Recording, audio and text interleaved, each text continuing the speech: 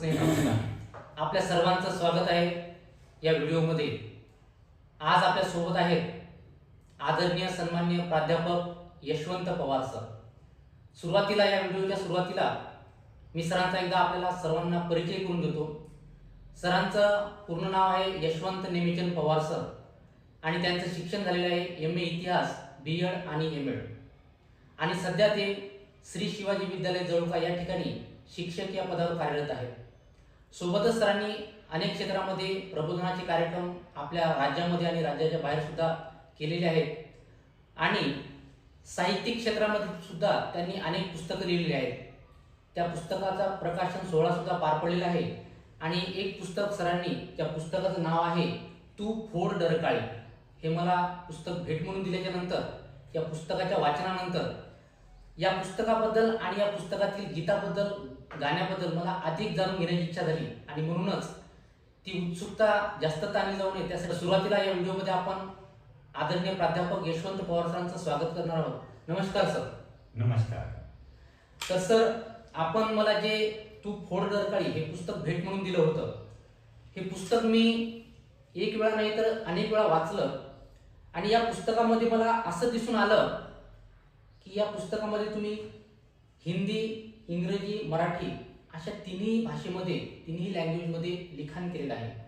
तर यामागची नेमकी भूमिका काय होती आणि काय उद्देश होता तुमचा? बस परत येऊन बसायचे. क्या बात आहे. नक्कीच. आणि मला वाटायचं मग की बा आपण जर भाषणाऐवजी आपण जर गायन केलं, त्या गायनाच्या माध्यमातून जर लोकांना प्रबोधन केलं तर कसं होईल. म्हणून मी ठरवलं की आपण गायनाच्या क्षेत्रात उतरलं पाहिजे. नक्कीच, बिलकुल. खूप छान पद्धतीने प्राध्यापक यशवंत पवार सरांनी या प्रश्नाचं विश्लेषण या ठिकाणी आपल्याला दिलेलं आहे. पण मला सर दुसरा एक प्रश्न असा विचारावासा वाटतो की या संगीत क्षेत्रात उडी घेण्याच्या अगोदर सुद्धा आपण त्याच्या अगोदर सुद्धा गाणी म्हणत होते का? अच्छा. गाणे म्हणत होतो म्हणजे मला लहानपणापासूनच मला बॅकग्राऊंड, ज्याला म्हणू आपण सराउंडिंग, नक्कीच, किंवा मला ज्या काही पार्श्वभूमी आहेत गाण्याच्या, ते माझ्या घरापासूनच सुरुवात झाली. नक्कीच. माझे बाबा, आमचे काका, माझे भाऊ हे कलापतीत काम करायचे. नक्कीच. आणि मी लहान असताना त्याने कलापतीच्या माध्यमातून किंवा ते मंदिरात जाऊन भजनं म्हणायचे आणि या भजनाच्या माध्यमातून मला त्या गाण्याची आवड निर्माण झाली होती. नक्कीच. मला म्हणता येत नव्हते गाणे, मला भजन म्हणता येत नव्हते, पण मी त्यांच्यासोबत राहून मग मला हा लळा लागला असं म्हणावं लागेल. नक्कीच. आणि तेव्हापासून मला मग गाण्याची आवड निर्माण झाली, बालपणापासूनच. नक्कीच. असं म्हणतात की सुसंगती सदा घडो. सरांनी नुकतंच सांगितलेलं आहे की त्यांना सुरुवातीला गाण्याची आवड ही त्यांच्या पार्श्वभूमीतून, म्हणजे त्यांच्या घरच्या नातेवाईकांमधूनच लागलेली आहे. तर आपण आता मूळ विषयाकडे येऊ. सर, मला असं विचारावंसं वाटते की तू फोड डरकाळी हे पुस्तक जे आपण लिहिलं, गीतसंग्रह आहे आपला, तर हे शीर्षक आपल्याला कसं द्यावं वाटलं आणि त्याच्या मागची भूमिका तुमची काय होती? आणि त्या म्हणजे शीर्षकाच्या काही 2 ओळी आमच्या प्रेक्षकांसाठी आपण सादर करू शकता? तर मला तू फोड डरकाळी हे पुस्तक लिहिण्याची प्रेरणा मला एका सहज सांगता येईल एका प्रसंगामधून घडली. नक्कीच.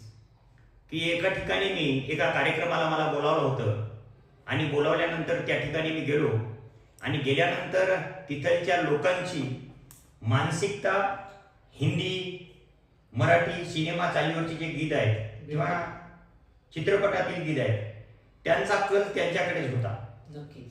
आणि त्यांना असे कुठलेही आपण एखादं प्रबोधनपर गाणं जर म्हटलं तर ते त्यांना आवडत नव्हतं की काय माहिती, पण ते म्हणायचे की या सिनेमातलं गाणं म्हणून दाखव, त्या अभंगातलं ते अभंग म्हणून दाखव वगैरे वगैरे म्हणत असताना मी त्यांना सांगितलं की मी एक रचलेलं आहे गाणं आणि ते गाणं रचलेलं मी आपल्यासमोर गाणार आहे.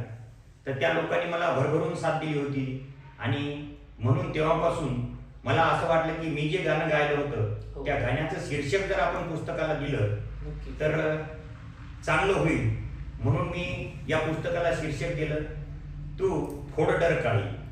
आणि त्या गीताचे बोल असे होते अरे समनकतेची मशाल हो, डोळ्यात भडकू दे आग, जाग मरता जाग फोड, डरकाळी तू वाग.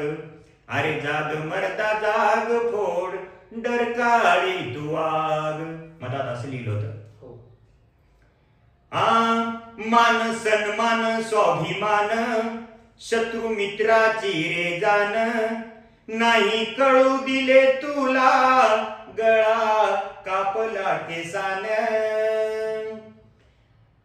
मान सन्मान स्वाभिमान, शत्रू मित्राची रे जाण, नाही कळू दिले तुला, गळा कापला केसान. अरे मुकाटपणे साहू नको तू, मुकाटपणे साहू नको, हिस्सा खडसावूनी माग, जाग मर्दा जाग फोड डरकाळी तू वाग. अरे जाग मर्दा जाग फोड डरकाळी तू वाग. दादा शांत ठेव डोकं, विचार वादळी रोक. दादा शांत ठेव डोकं, विचार वादळी रोक. नीट पारखून घे तू आपुले परके लोक. अरे मांडूळ म्हणून जगू नको तू, अरे मांडूळ म्हणून जगू नको, फणा काढून दाखव नाग, जाग मर्दा जाग फोड डरकाळी तू वाग. का कसा बनला लाचार, ओझे वातो जन्मभर, काय कमावले रे बाबा, उद्या पुसतील पोरी पोर.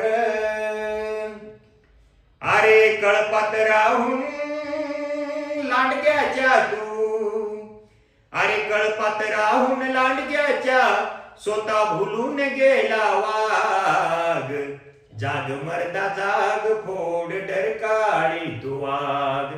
आणि माझं हे पहिलं गाणं होतं मराठीतून, मी एका चालीवरून बसवलेलं, आणि मला प्रेक्षकांनी भरभरून दाद दिली होती. आणि त्या दिवशी मी ठरवलं होतं की मला जो बी मग पुस्तक काढेल त्या पुस्तकाचं शीर्षक मी तू फोड डरकाळी हेच राहील असं मी ठरवलं होतं.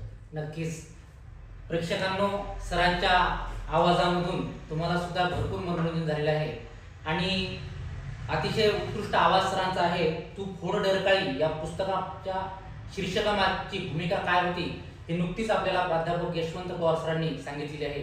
सर, मला दुसरा प्रश्न आपल्याला असा विचारायचं वाटते की आपण मराठीतून लेखन केलं, हिंदीतूनही केलं, इंग्रजीतूनही केलं, तर नेमकं मराठी आणि मग नंतर हिंदीकडे कशी उडी घेतली, त्याची काय गरज भासली तुम्हाला? अच्छा, तर किस्सा मजेशीर आहे. हो.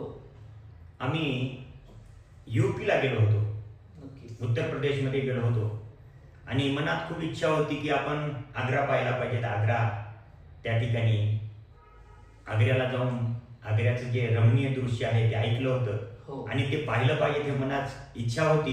बिलकुल. अशातच आमच्या काही सोबत्यांनी हो.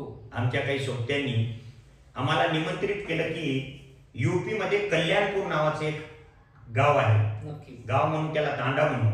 बिलकुल. आणि त्या ठिकाणी आम्हाला बोलावलं होतं. लकीशा बंजाराचा तो जन्मदिवस, नक्कीच. आणि लकीशा बंजाराच्या जन्मदिवशी आम्हाला त्या ठिकाणी कार्यक्रमाला बोलावलं होतं. आणि त्या ठिकाणी गेल्यानंतर मग आम्ही कार्यक्रमाला सुरुवात केली. हो. सहजगती आपले जे दररोजची गाणी आहेत, आपण जे रोज गाणी गातो त्या गाण्याची सुरुवात केली. आणि सुरुवात केल्यानंतर जी पब्लिक होती, जे श्रोते होते, ते शांत बसले होते. त्यांच्या चेहऱ्यावर कुठलाही भाव नव्हता. बिलकुल. त्या ठिकाणी सरबराई, पाहुण्याची सरबराई जशी करतो आपण, हो. तशी लोकांनी आम्हाला दाद दिली, काही टाळ्या वाजवल्या, पण पाहिजे तसा प्रतिसाद मिळत नव्हता. पाहिजे तसा प्रतिसाद मिळत नव्हता. त्या लोकांना मराठी कमी, त्यातल्या त्यात आमची बोली भाषा जी आहे गोरमाटी, हो. ती गोरमाटी भाषा कमी येत होती. बिलकुल. काही शब्द त्यांना समजायचे, हो. मात्र त्यांची बोलण्याची जी भाषा होती ती हिंदी होते गोरमाटी, पण ते हिंदीतून बोलत होते. नक्कीच. आणि मग मी आमच्या त्या सोबती, ज्याला कार्यक्रमाचं आयोजन करणारे जे आमचे मित्र होते त्यांना बोलावलं. साहेब म्हटलं की मी जे गाणे म्हणतो या लोकांच्या चेहऱ्यावर कुठलाही भाव दिसत नाही, म्हणजे माझं गाणं नेमकं चांगलं नाही व्हायला लागलं, नेमकं व्हायला लागलं काय? बिलकुल. म्हणजे माझ्या गाणे म्हणण्यात काही चूक झालेली आहे की मी जे म्हणतो नेमकं काय होत आहे समजायला लागलं नाही, पण यांच्या चेहऱ्यावर मला हास्य दिसत नाही, कुठल्याही प्रकारचा भाव दिसत नाही. तर त्या आमच्या मित्रांनी सांगितलं की सर तुम्ही चांगले गात आहात, नक्कीच तुमच्या गाण्याला तोड नाही, आम्ही यूट्यूब वगैरे पाहतो, तुम्ही चांगल्या प्रकारचं प्रबोधन करता, आजही चांगल्या प्रकारचं प्रबोधन तुम्ही करत आहात. बिलकुल सर. मात्र आज या ठिकाणी जे श्रोते बसलेले आहेत हो. त्या लोकांना गोरमाटी कम हिंदी जास्त समजते क्या बात आहे. बरोबर आहे. आणि हिंदी समजत असल्यामुळं या लोकांना मग गोरमाटी भाषेवर किंवा गोरमाटी भाषेबद्दल तेवढा लढा नाही, यांना हिंदीबद्दल जास्त लढा. नक्कीच. मग त्यावेळेस मला पंचायत आली, त्यावेळेस माझ्याकडे हिंदीचे गाणे होते पण आमच्या बोलबोलीतून नव्हते. नक्कीच सर. बोलीभाषेतून मी लिहिले नव्हते, माझ्या बोलबोली भाषेतून लिहिले नव्हते. हो. आणि त्यावेळेस मला थोडी पंचायत आली, पण माझ्याकडे काही तुटके फुटके गीत होते, गाणे होते हो. जे हिंदीतून मी म्हणायचो. त्या गाण्याहून ती सभा मी जिंकण्याचा प्रयत्न केला, पण माझ्या मनाला समाधान झालं नाही. म्हणून मग मी UP वरून उत्तर प्रदेशातून परत आल्यानंतर हो. हिंदीमधून गाणी लिहायला सुरुवात केली. क्या बात आहे. नक्कीच. अरे बाबा लकी शाह व्यापारी थे बादशाह, नायकी की उन्होंने नेकी से, लदेनी की उन्होंने नेकी से, मनाते हैं जन्मदिन लकी शाह का गोर भाई बड़े ही धूमधाम से, मनाते हैं जन्मदिन लकी शाह का गोर भाई बड़े ही धूमधाम से. आणि जेव्हा मी हे गाणं म्हटलं होतं त्यावेळेस मग त्या उत्तर प्रदेशातल्या सभा जी बसली होती, लोक जे बसले होते त्यांच्या चेहऱ्यावर काही वेगळा भाव दिसला. आणि मग त्यावेळेस मला कुठेतरी स्वतःला वाटलं की आपण हिंदीतून गाणी लिहिले पाहिजे, म्हणून ते गाणं मी हिंदीतून लिहिलं. आणि त्या हिंदीमधून गाणी लिहित असताना मला खूप अडचणी गेल्या, पण जे वरिष्ठ असतात हो.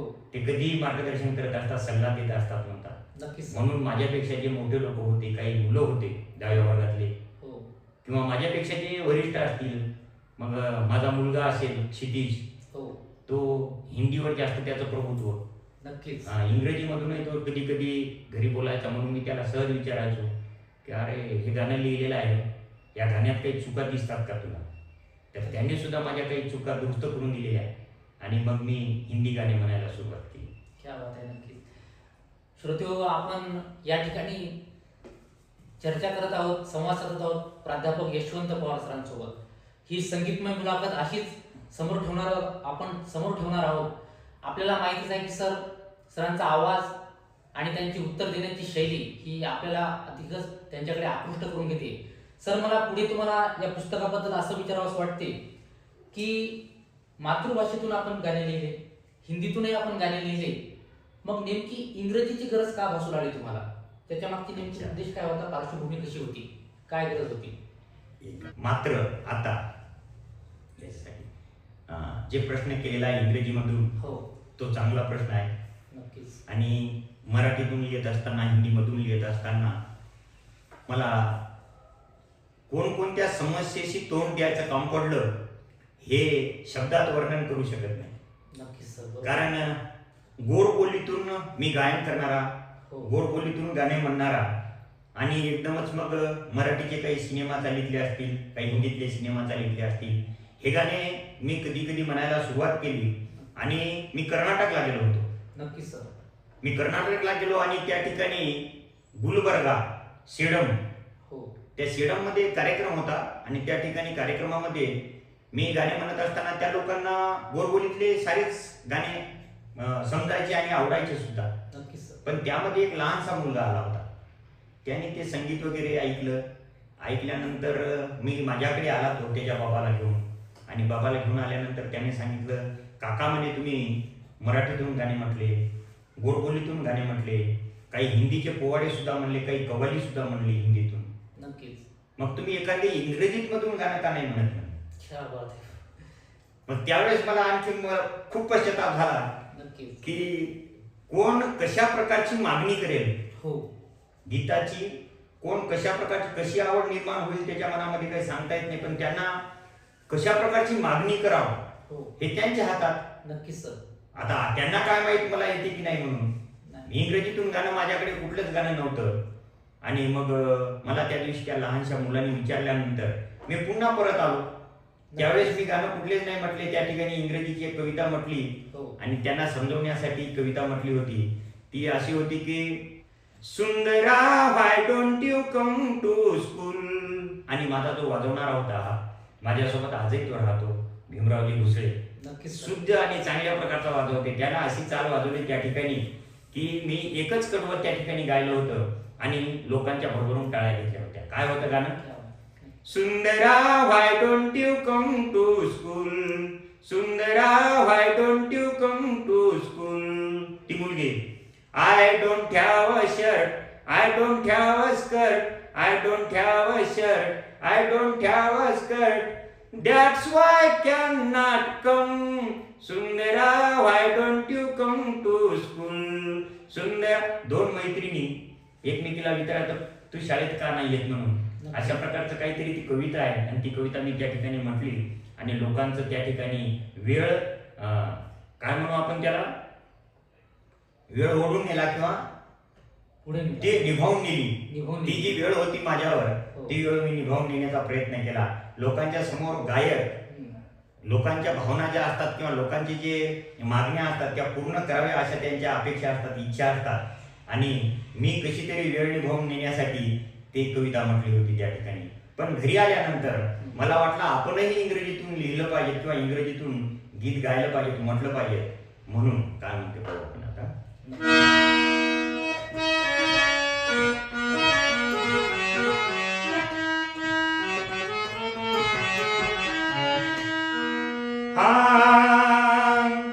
Tiger wants tiger's ability. Tiger wants tiger's ability. Otherwise dog will tear and eat. Otherwise dog will tear and eat. ते गाणं असं होतं. वागेन वागेरो हुनर जावच, वागेन वागेरो हुनर जावच.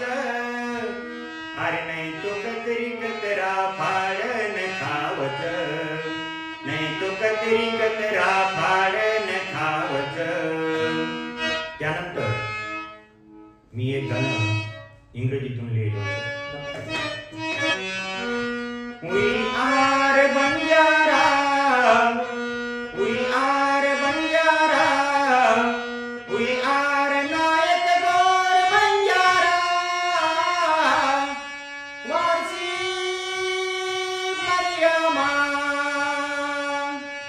Jai Sevalal, Jai Sevalal. We pray to them all. We pray to them all. Sindhu our birthplace, Sindhu our birthplace. It ideal culture in world. Warsi Maryama, Jai Sevalal, Jai Sevalal. We pray to Gurdeva. We pray to Gurdeva. अशा प्रकारचं इंग्रजीमधून लिहिण्याचं धाडस मी केलं. मी एक गाणं लिहिलं होतं नक्कीच सर. आणि ते गाणं मी लग्न समारंभ असेल, काही वाढदिवसाचे कार्यक्रम असतील बिलकुल. किंवा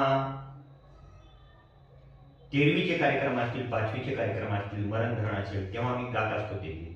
नक्कीच. तर मला त्या गीतामधून असं दिसून आलं की ज्यावेळेस मी हे गीत गातो हो त्यावेळेस खूप सारे आमच्या महिला असतात, महिला भगिनी, आमच्या आई बहिणी मी गाणं गायल्यानंतर किंवा गाणे गात असताना ते रडतात.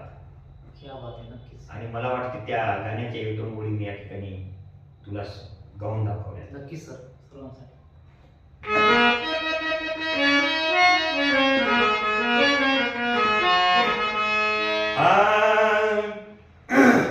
प्रेमेची बोले वाळीस कोणी करे वाळ, प्रेमेची बोले वाळीस कोणी करे वाळ, लागे महक हमारी आडी चले, लागे महक हमारी आडी चले, लागे महक हमारी आडी.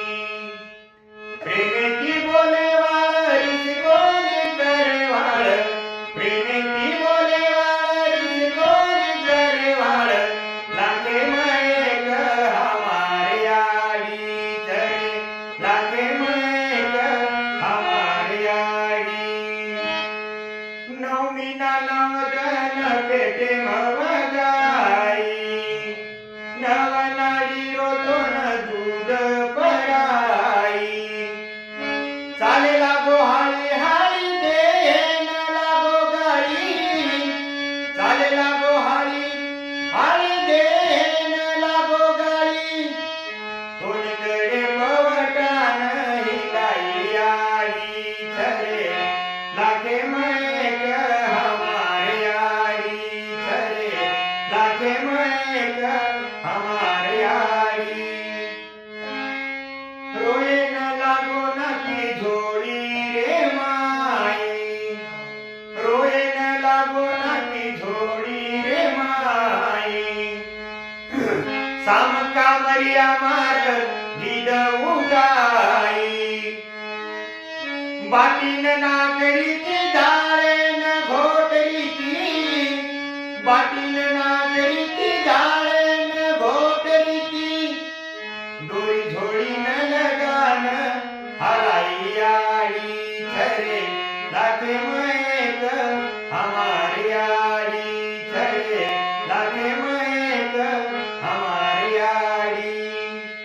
प्रेमेची बोले वाळीस कोणी करे वाळ, लागे महक हमारी आडी, लागे महक हमारी आडी चले, लागे महक हमारी आडी.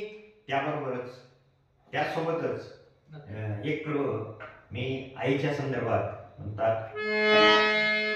अरे आंबा हेट झोळी तोन काटो मकोडा, पकडन खिच याडी छोडे लिऊ किडा, कुळोकच मास तारो देखताणी लोई, तट तट तुट चवो याडी रो जीवडा, याडी रोतू मकोडा माररी,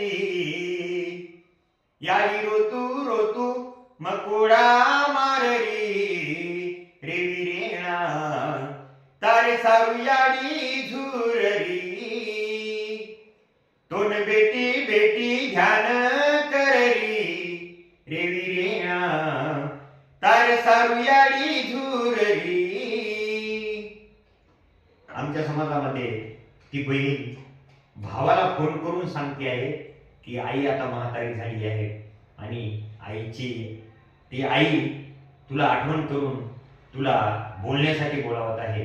म्हणून बहीण फोन करून भावाला सांगते, काय म्हणते? अरे नाकदवाळीन वीरा आयो तो तू घर, मोरे नाही वाट याडी देखरी ती तार, येरवोर सांभळन छोडो घरदार, कोणी की दोविरा तू याडी रोवचार, याडी माळा मने मने म फेररी, याडी माळा मने मने म फेररी, रेवी रेणा तारे सारू याडी झुररी, तोंड बेटी बेटी ध्यान कररी रेविरेणा तार सावयाडी झुररी. अशा प्रकारचे गीत गाऊन लोकांना प्रबोधन करण्याचं काम मी करत असतो. कदाचित यामधून मला किती लोकांचं समाधान होते यापेक्षा मला फोन करून जे लोक सांगतात त्यांचं समाधान झालं असं मी मान्य करतो आणि पुढील कार्यक्रमाची तयारी मी करत असतो. त्याच्यामुळं मी ठाणलेलं आहे की अशा प्रकारचे कार्यक्रम करून समाजाला शिक्षण आणि अंधश्रद्धा यापासून शिक्षणाचं महत्त्व, अंधश्रद्धेपासून समाजाचं नुकसान काय होते हे सांगण्याचा प्रयत्न मी करत असतो. खरं पाहिलं तर मी जेव्हापासून गाणे म्हणतो तेव्हापासून मला खऱ्या अर्थानं ज्या गाण्यानं उठाव दिला, ज्याला आपण म्हणतो की टेकन दिलं, ते गाणं म्हणजे मी लिहिलेलं काशीनाथ नायकांनी एक भाषण केलं होतं आणि त्या भाषणाचं मी त्या गाण्यात रूपांतर केलं होतं. ते गाणं अशा प्रकारचं होतं. वागेन वागेन वागे रोहून जावत, वागेन वागे रोहून जावत, अरे नाही तो कतरी कतरा फाडन खावत, नाही तो कतरी कतरा फाडन खावत, अरे गंजले मग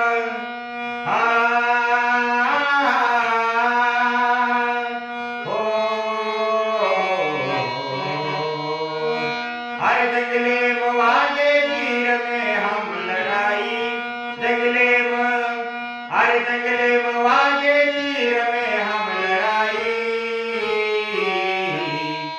पचकत जमागो तमारे गो माटी रोई, अरे कतमर गो तमारे गो माटी रोई, गोर माटी बंजारा तरलार आवत, गोर माटी बंजारा तरलार आवत, नहीं तो कतरी कतरा फाड़न खावत, नहीं तो कतरी कतरा फाड़न खावत.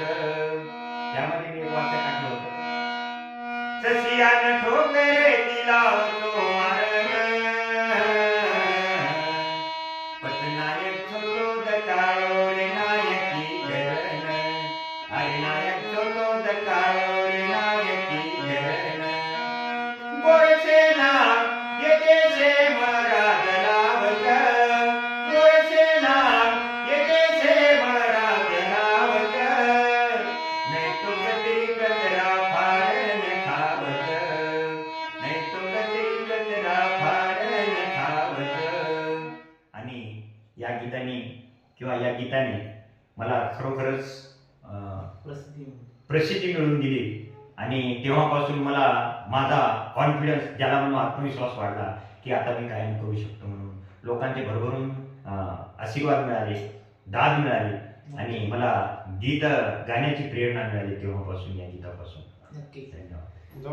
सेवा भायारे नाव लेती तांडे तांडे वदावा थाळी नगारा, उमारो गोड बंजारा, उमारो गोड बंजारा, सिंधू नगरी रे माई अवशेष लागे जना, खोदे बांध बंधारा, उमारो गोड बंजारा, उमारो गोड बंजारा, अरे नदेनी सारू जंगी भंगीरो, जंगलती चाल तांडो, खोळाती चाल तांडो, खांदे परिया बाला बरची, हाते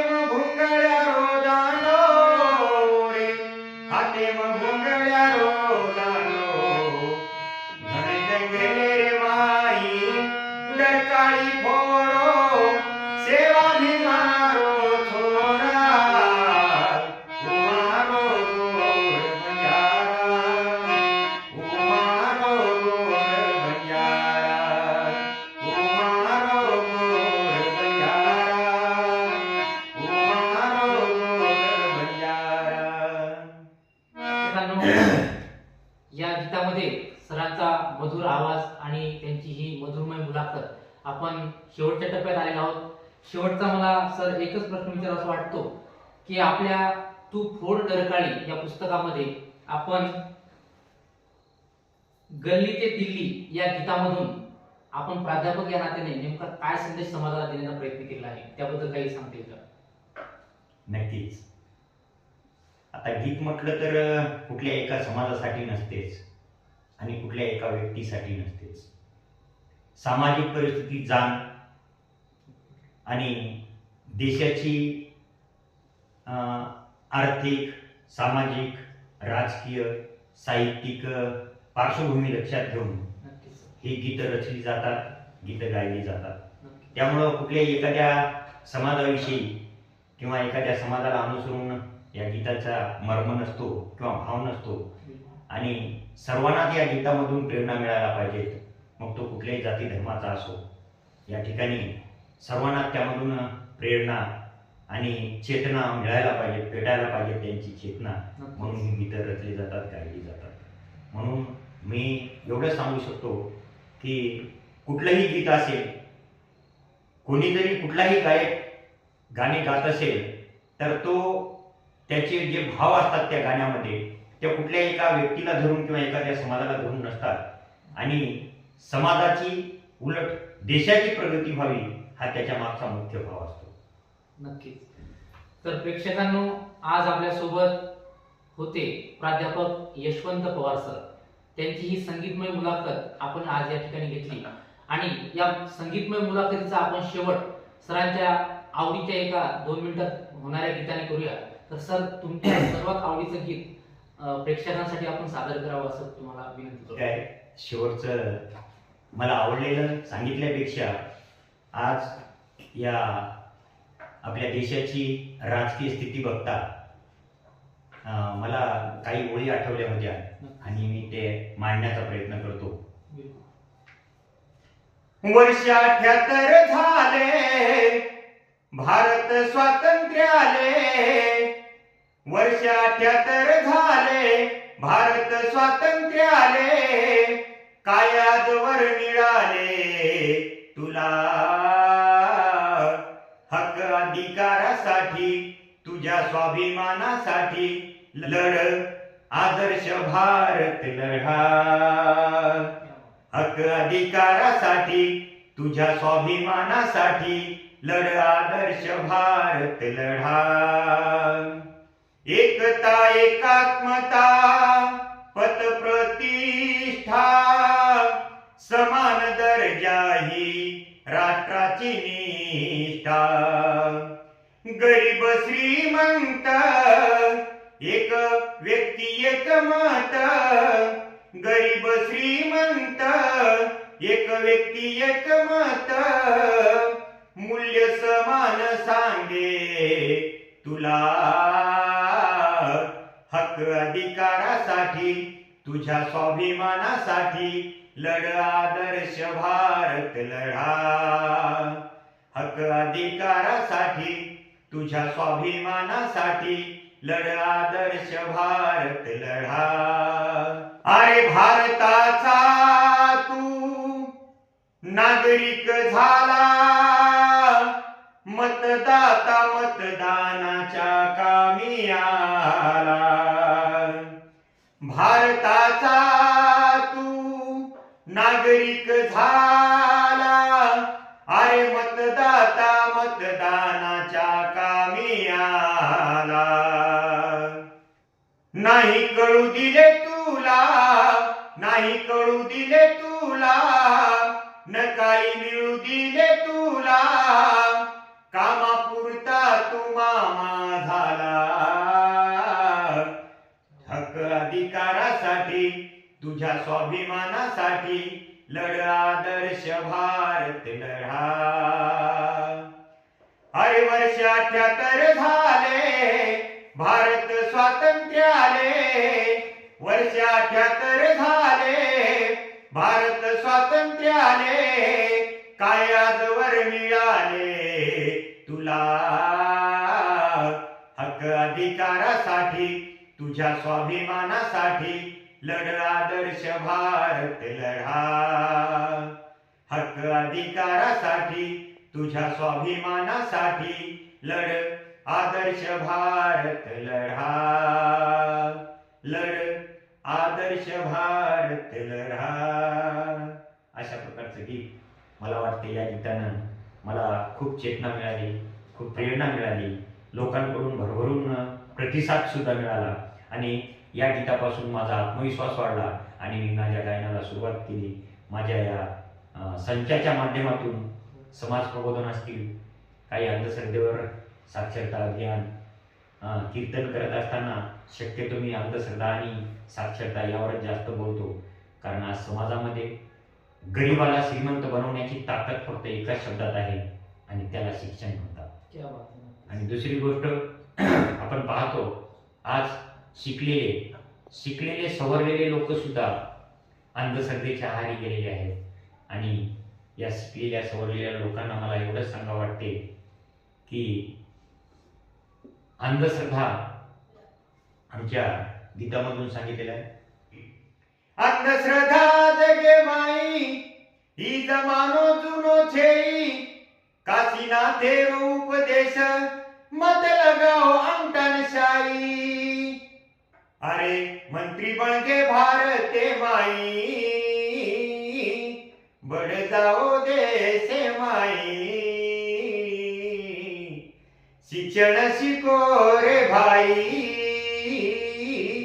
बढ़ जाओ देशे माई. अशा प्रकारचा सल्ला मला साक्षर, सुशिक्षित आणि शिकलेल्या लोकांना द्यावा वाटते की अंधश्रद्धेच्या आहारी न जाता या डोळस मनाने आपल्याला जे दिसते स्वीकारलं पाहिजे. डोळस मनाने जे आपल्याला दिसते ते स्वीकारलं पाहिजे. सत्याला सत्य म्हणण्याची ताकद, खऱ्याला खरं म्हणण्याची ताकद आपल्याला निर्माण झाली पाहिजे. एवढ्याच अपेक्षा या ठिकाणी मी व्यक्त करतो आणि थांबतो. जय भारत, जय भारत, जय भारत. तर प्रेक्षक हो, आता जे सरांनी गीत सादर केलं त्यांच्या आवाजाची झलक आणि त्यांच्या विद्वत्तेची झलक सुद्धा आपण यामधून पाहिलेली आहे. अतिशय सखोल संशोधन करून सरांनी हे गीत आपल्यासाठी रचलेले आहे. नक्कीच आज आपल्यासोबत या मुलाखतीमध्ये होते आदरणीय प्राध्यापक यशवंत पवार. शिक्षण, अंधश्रद्धा, देशाची उन्नती यासाठी आपण काय केलं पाहिजे आणि काय प्रयत्न केले पाहिजेत आणि काय टाळलं पाहिजे हे या मुलाखतीच्या माध्यमातून प्राध्यापक यशवंत पवार सरांनी सांगितलेलं आहे. आणि नक्कीच त्यांचे विचार समाजाला, देशाला प्रगतीपथाकडे नेण्यासाठी उपयोगी पडणारे आहेत, नवी चेतना घडवणारे आहेत, नवं चैतन्य घडवणारे आहेत. सर, आपण या मुलाखतीसाठी आम्हाला जो वेळ दिला त्याबद्दल आपले पुनश्च एकदा आभार आणि आपल्या पुढील वाटचालीसाठी, पुढील संगीतमय जीवनासाठी आणि साहित्यिक निर्मितीसाठी आमच्याकडून खूप खूप शुभेच्छा. तर प्रेक्षक हो, याच ठिकाणी थांबूया. सर्वांचे आभार, धन्यवाद सर. धन्यवाद. मला वाटते माझं धन्यवाद म्हटल्यापेक्षा मी तुझं धन्यवाद म्हणावं, कारण तुला पडलेल्या प्रश्नाला माझ्याकडून उत्तर हवे होते. नक्कीच सर. आणि मी तुला दिलेलं हे एक तू फोड डरकाळी नावाचं पुस्तक तू चांगल्या पद्धतीनं वाचून त्यावर चिंतन करून मला अशा प्रकारची गाणी किंवा मराठी, हिंदी, इंग्रजी गाणी आपण वेगवेगळ्या ठिकाणी गायलेले आहेत, यामध्ये लिहिलेले आहेत आणि ते तुम्हाला कसे सुचले हे विचारण्यासाठी माझ्याकडून ज्या काही क्लुप्त्या जाणून घेतल्या त्याबद्दल मी तुझेच आभार मानतो आणि हा कार्यक्रम इथे संपला असं मी जाहीर करतो. धन्यवाद. आपल्या सर्वांचे खूप आभार.